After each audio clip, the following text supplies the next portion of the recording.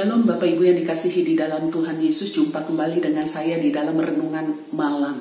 Pada malam hari ini kita mengambil sebuah tema kepala batu. Apa perbedaan orang yang kepala batu dengan keras kepala? Seorang yang keras kepala, dia masih memiliki logika. Dia masih memiliki sebuah kemampuan untuk bisa mengerti suatu perkara, memahami suatu perkara.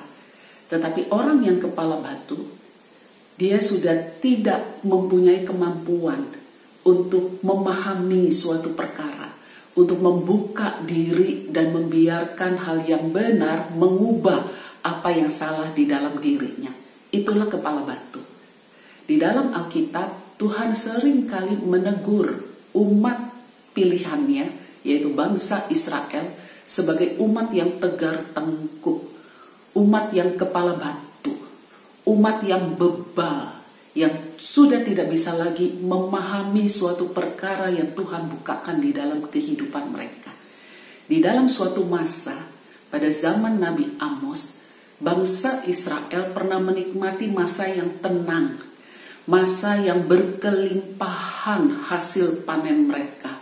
Tetapi justru pada masa itu, komunitas umat percaya menjadi sebuah komunitas yang tercemar oleh kehidupan-kehidupan, kebiasaan-kebiasaan yang buruk dari pengaruh bangsa-bangsa di luar. Mereka mulai hidup di dalam kawin campur.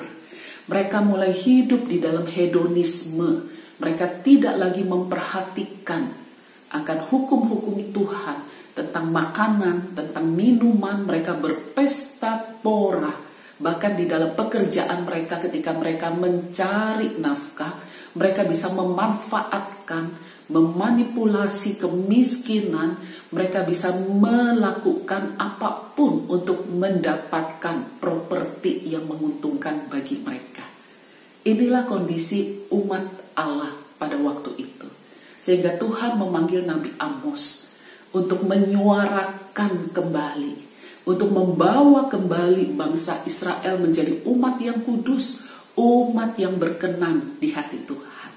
Tetapi mereka tidak mendengar, padahal Tuhan sudah melakukan banyak hal untuk mereka.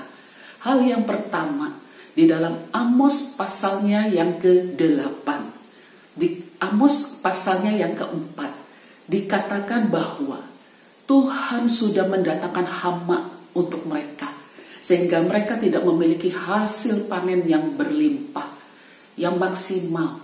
Bahkan panen mereka adalah panen yang gagal. Mereka terpuruk di dalam ekonomi, tetapi mereka masih kepala batu. Mereka tidak sadar kalau Tuhan sedang menegur mereka. Lalu di dalam pasal 4 ayat yang ke-10 dikatakan bahwa Tuhan melepas penyakit sampar di antara mereka. Tuhan mengancam mereka dengan ancaman kesehatan. Mereka terpuruk dengan kesehatan mereka.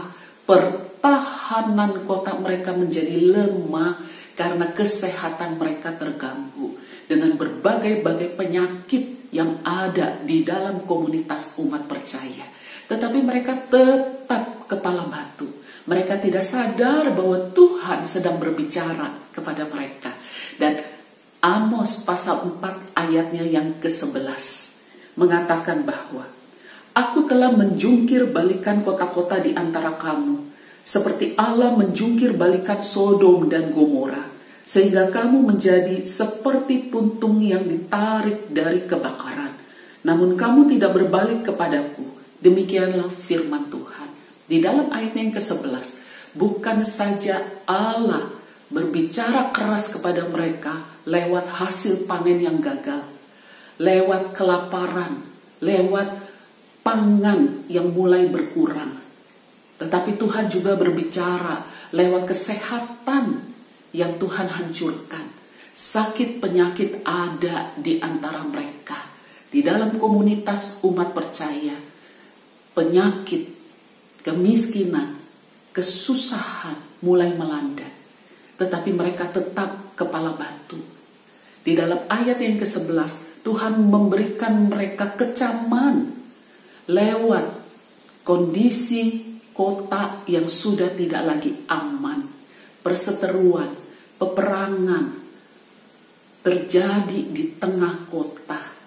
Tetapi di dalam ayat 11 bagian akhir dikatakan, namun kamu tidak berbalik kepadaku. Bapak Ibu, inilah bebal, inilah kepala batu. Tuhan sudah berbicara dari yang lembut sampai yang keras, tetapi mereka tetap kepala batu. Komunitas umat percaya menjadi komunitas sandiwara. Mereka tetap melakukan ibadah, mereka tetap mempersembahkan korban, tetapi hati mereka adalah hati yang bebal. Hati mereka adalah hati yang kepala batu. Apa yang membuat seorang yang mengasihi Tuhan menjadi kepala batu? Menjadi bebal. Sudah tidak punya lagi pengertian, pemahaman untuk mengerti kehadiran Tuhan di dalam hidupnya. Untuk memahami pimpinan Tuhan di dalam hidupnya. Apa yang membuat seorang percaya menjadi kepala batu? Yaitu ketika kita membiarkan hidup kita melakukan apa yang kita suka. Terlalu lama ketika kita membiarkan diri kita melakukan, berbuat apa yang kita suka. Sehingga waktu yang lama itu membentuk sebuah kebiasaan di dalam hidup kita. Yaitu kebiasaan yang hidup jauh dari Tuhan. Kebiasaan yang tidak lagi mempedulikan suara Tuhan. Kebiasaan yang tidak lagi mau memahami suara Tuhan di dalam kehidupan kita. Itu dimulai dari ketika kita mulai melepaskan tali kekang kita dan membiarkan diri kita masuk di dalam kenikmatan-kenikmatan dunia. Di dalam keinginan-keinginan diri kita sendiri. Sehingga membentuk sebuah kebiasaan yang mengeras, yang membatu di dalam hati kita. Bapak Ibu, pada saat ini, pandemi yang hampir 2 tahun merenggut kebebasan kita untuk berbuat di luar rumah. Merenggut hak kita untuk kita bisa menikmati udara bebas, alam semesta yang indah yang Tuhan ciptakan buat kita. Apakah mungkin ini adalah salah satu sebab karena umat percaya sudah kepala batu? Mari kita masuk di dalam doa. Tuhan yang mengasihi kami, jika kondisi alam, keadaan sekitar kami menjadi sebuah tanda suara Tuhan sedang berbicara kepada kami, Bapa, lembutkanlah hati kami. Jangan biarkan kami sebagai anak-anak-Mu, anak-anak yang kepala batu, yang bebal, yang tidak bisa memahami pimpinan Tuhan dan suara Tuhan dalam hidup kami secara pribadi. Kami berdoa Tuhan untuk masa pandemi sakit penyakit yang melanda seluruh dunia yang sudah hampir 2 tahun ini. Tuhan, ajar kami untuk kami dapat memahami apakah itu karena kami sudah tegar tengkuk di hadapan-Mu. Apakah itu karena umat-Mu di seluruh dunia sudah mulai meninggalkan Engkau. Ampuni kami Tuhan. Ampuni kami. Kembalikan hati kami kepada kasih mula-mula. Kembalikan pandangan kami kepada salib yang kasar yang sudah menyelamatkan kami. Berkati kehidupan kami Tuhan. Pimpin kami. Di dalam nama Tuhan Yesus kami berdoa. Amin. Bapak Ibu yang dikasihi di dalam Tuhan, mari kita melembutkan hati kita untuk mendengar suara dan mengikuti pimpinan Tuhan. Selamat malam.